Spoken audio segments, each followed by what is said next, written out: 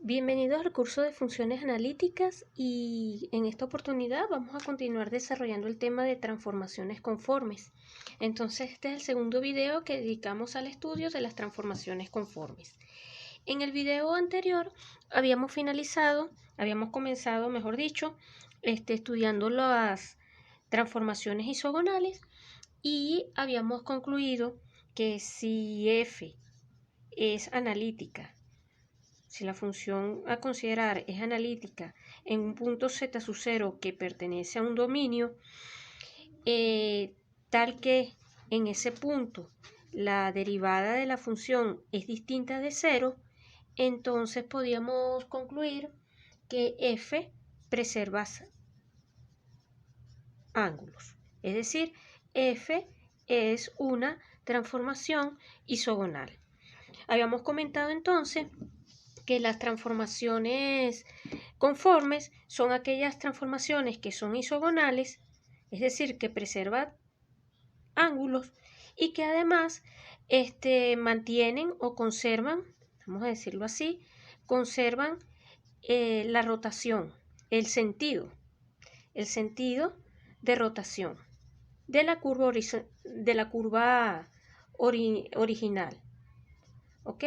Por ejemplo, si ustedes que tienen una curva o tienen dos curvas, ¿no?, que se cortan, por decir algo, y supongamos que las dos se cortan en un punto y aquí hay un ángulo, ¿verdad?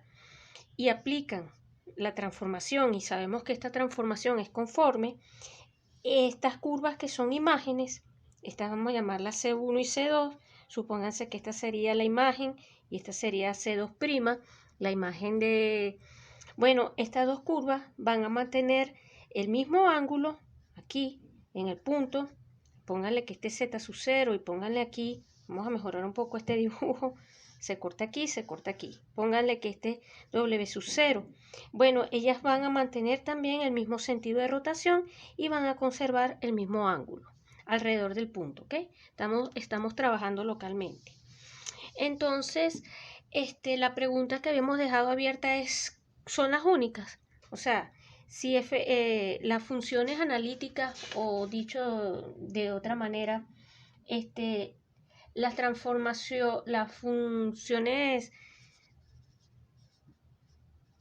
funciones analíticas son las únicas transformaciones conformes. Y la respuesta es que sí, son las únicas transformaciones conformes. Bueno, y eso es lo que vamos a analizar en este video. Fíjense, para concluir eso, partimos de lo siguiente, ¿no?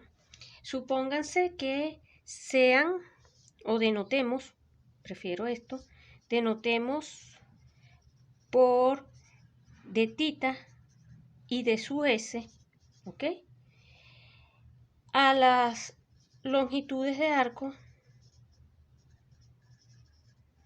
de C, en este caso de C' y C respectivamente, donde, como en el video anterior, vamos a contextualizar un poco esto. En el video anterior nosotros teníamos, por decir algo, acá un mundo de coordenadas XY. Pongámosle que por acá nosotros tenemos una curva, pongámosle C, supónganse que aquí este es el punto Z sub 0, ¿ok? Esta curva, pongámosle, tiene aquí en ese punto hay una tangencia, esa tangencia aquí forma un ángulo alfa, vamos a llamarlo alfa sub 0, y cuando nosotros aplicamos F, entonces caemos en un mundo de coordenadas V. Pongámosle que aquí tenemos este C, la curva imagen la vamos a llamar C', el punto imagen de Z sub 0 es W sub 0, aquí hay una tangencia en ese punto que viene dada por una recta tangente, esa tiene un ángulo que habíamos llamado beta sub 0, ¿ok? Y bueno, estas curvas vienen parametrizadas, o sea, Z en realidad es Z de T, con T perteneciente al intervalo AB, y la relación que hay entonces entre Z, T y W es que W es F de Z de t, con t perteneciente al intervalo AB. Entonces, la parametrización de esto, si la transformación es conforme, va a mantener el mismo sentido de rotación, el mismo sentido que estamos mirando, ¿no? Ahora fíjense, vamos a denotar entonces, para C, repito, vamos a denotar ds, la longitud de arco, y C' la vamos a denotar para C', la longitud de arco va a venir dada por d tita, ¿ok? Es lo que estoy diciendo. Bueno, de S y de tita vamos a establecer las relaciones entre ellas.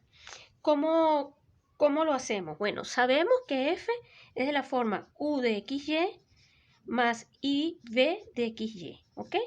Esto entonces depende, depende de X de Y y V a su vez también depende de X y de Y. Entonces, de tita, vamos a decirlo así, al cuadrado, vamos a quitar la raíz cuadrada para que no sea tan recargado. Y para no poner tantos paréntesis ni nada, voy a poner de tita al cuadrado es igual a ¿qué cosa? A de U al cuadrado más, o bueno, sí, vamos a poner los paréntesis porque se pueden confundir con el orden de derivación. De tita al cuadrado va a ser igual a de U al cuadrado más de V al cuadrado, ¿ok? De S, la longitud de arco, el módulo de esto es de X al cuadrado más de Y al cuadrado, ¿ok? Pero por regla de la cadena nosotros tenemos que de U no va a ser otra cosa que, vamos a ponerlo así, U de X más U de Y, donde estas son las derivadas parciales. Y de V es V de X más V de Y, ¿ok?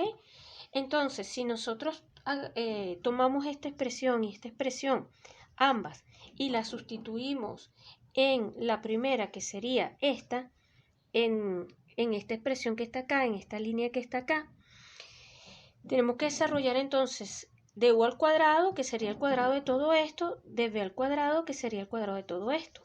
Lo escribo. Tendríamos lo siguiente entonces, que de tita al cuadrado va a ser igual a ¿qué cosa? A U de X más V de X U de X más U de Y al cuadrado más, ahora sí, V de X más V de Y al cuadrado. Desarrollamos esos cuadrados, cuadrado el primero, dos veces el primero por el segundo, cuadrado del segundo acá. Acá también desarrollamos el producto notable, asociamos los factores que podemos asociar, y esto nos va a quedar entonces así: U al cuadrado de X más B al cuadrado de X, todo eso, factor común de X, más, aquí pongo el otro factor, dos veces, acá escribo U de X, U de Y, más V de X, V de Y, acá el término cruzado de X de Y, más el tercer factor, que sería U al cuadrado de Y, más B al cuadrado de Y, ¿ok? Tenemos una expresión entonces para esta longitud de arco en términos de esto, y ahora necesitamos establecer algunas hipótesis. Aquí vamos a supongamos que este factor que está acá, U al cuadrado de X más B al cuadrado de X, es igual a H, y lo mismo este factor que está aquí abajo. Vamos a suponer que existe un valor H, ojo, H constante, vamos a suponer que existe un valor H constante tal que satisface esto. Y bueno, para garantizar positividad, coloquemos aquí dos cuadrados. Entonces, supongamos que existe H constante tal que cumple esto que está acá. Es decir, estoy pidiendo que de alguna manera estas longitudes se mantengan constantes, las longitudes de estos vectores se mantengan constantes, y vamos a pedir una condición de ortogonalidad, que U de X, U de Y, más B de X, B de Y, sea igual a 0. Si suponemos estas tres condiciones aquí en esta ecuación que me define de tita, entonces podemos concluir lo siguiente. Concluimos, entonces, nosotros vamos a obtener que de tita al cuadrado es igual a h cuadrado de s al cuadrado. Y esto implica que la variación de tita con respecto a ds en términos de módulo va a ser igual a h. ¿Ok? En consecuencia, la función curvatura, vamos a ponerlo así, la función curvatura de C', o sea, de la imagen, que viene dada por la siguiente, vamos a llamarlo así, KdS igual a módulo de tita prima de S, es constante. ¿Ok? ¿Por qué? Porque aquí es constante. Y esto implica que tita prima es independiente de la dirección. ¿Ok? Es independiente de la dirección que se considere. Ahora fíjense, ¿qué funciones puede cumplir eso, no? Las ecuaciones que borré, las condiciones que establecimos y las ecuaciones que colocamos, las ecuaciones se cumplen. Las ecuaciones se cumplen siempre y cuando, o si, nosotros consideramos lo siguiente.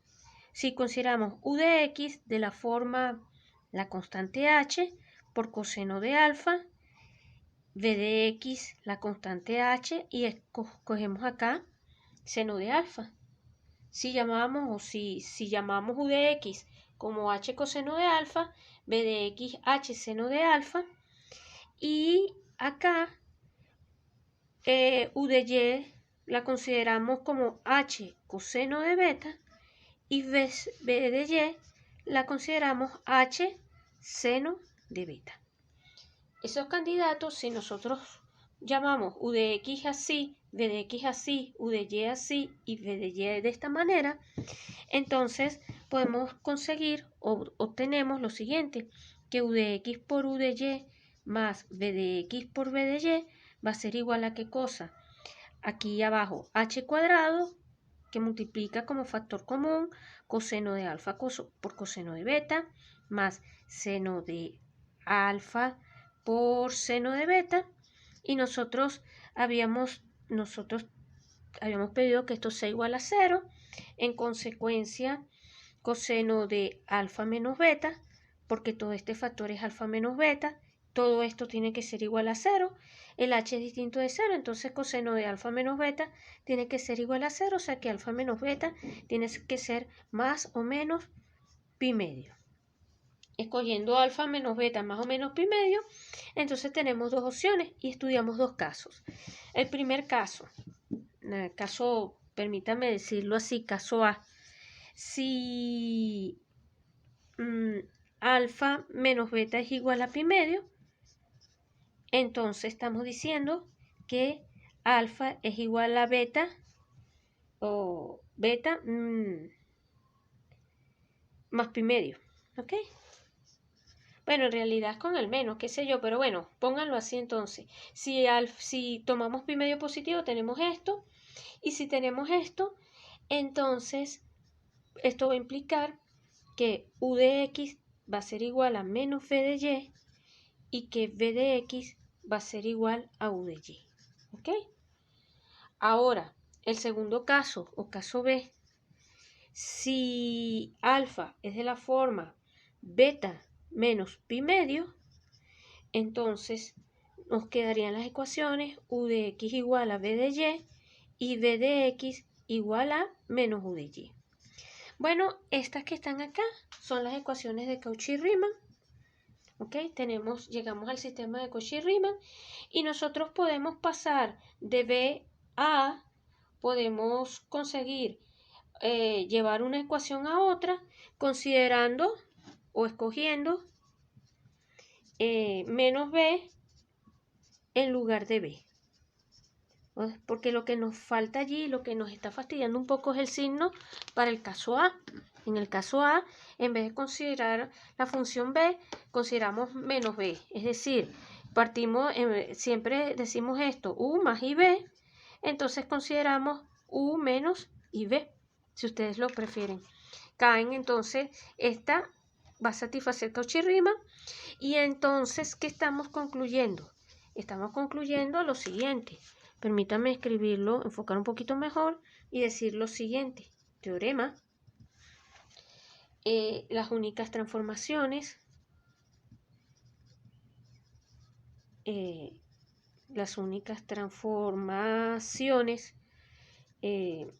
Conformes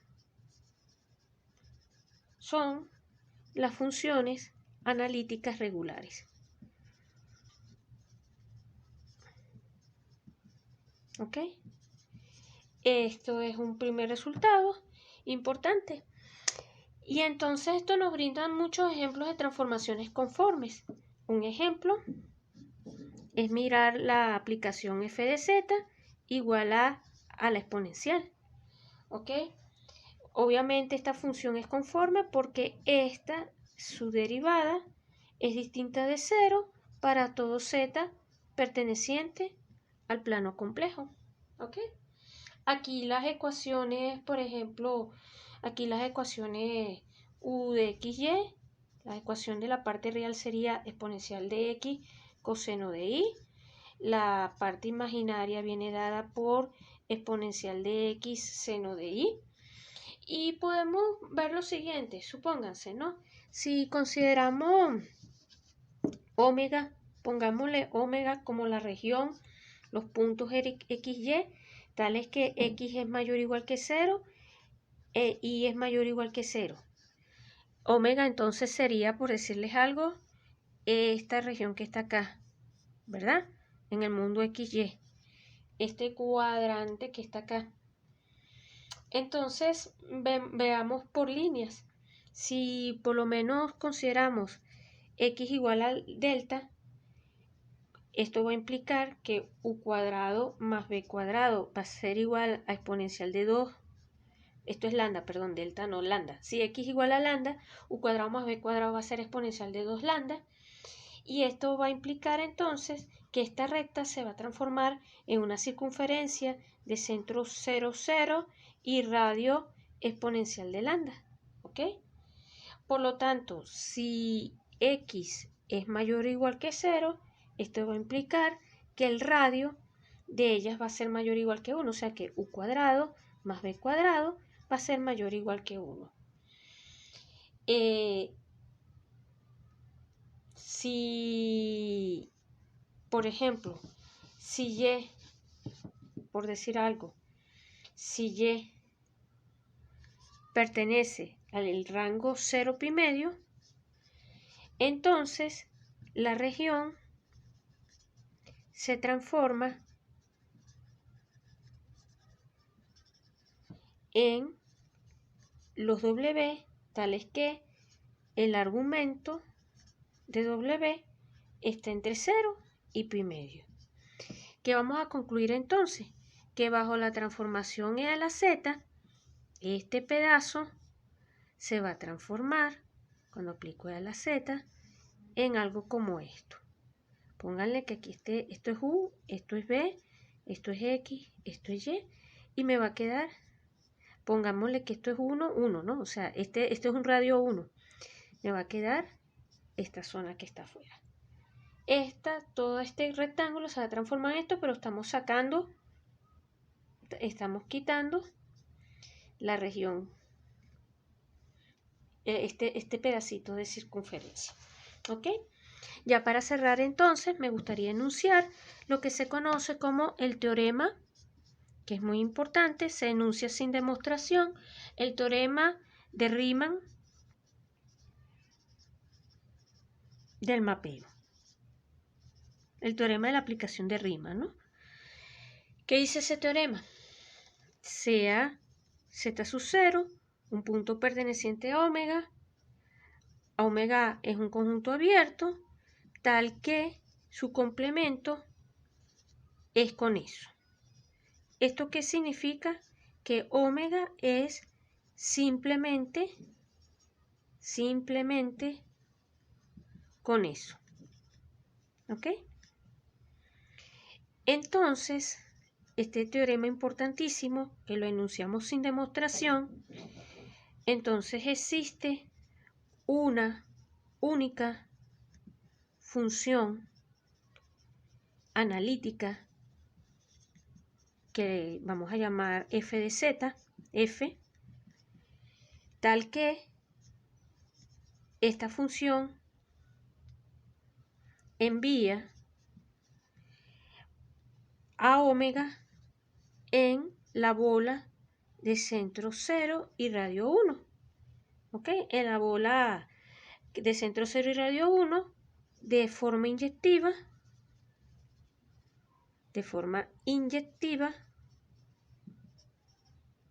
tal que f de z sub 0 valga 0. Claro, aquí es importante decir que f' de z sub 0 es positivo. Este es un teorema importantísimo, permítanme centrar un poco acá. Este es un teorema importantísimo dentro de lo que es las funciones analíticas dentro de este curso, y que entonces lo que nos está diciendo es que si ustedes tienen una región simplemente con esa y fijan allí un punto, pongámosle que este fuese omega, este es z sub 0, existe una única transformación que me envía esto acá, a la bola de centro 0 y radio 1, donde el punto z sub 0 va a caer justamente en el origen. Eso, cuando estudiamos teoría de integración, vamos a utilizar este teorema, pero es un teorema poderosísimo dentro, repito, de este curso, que, bueno, en este momento no lo vamos a demostrar porque requiere herramientas más avanzadas.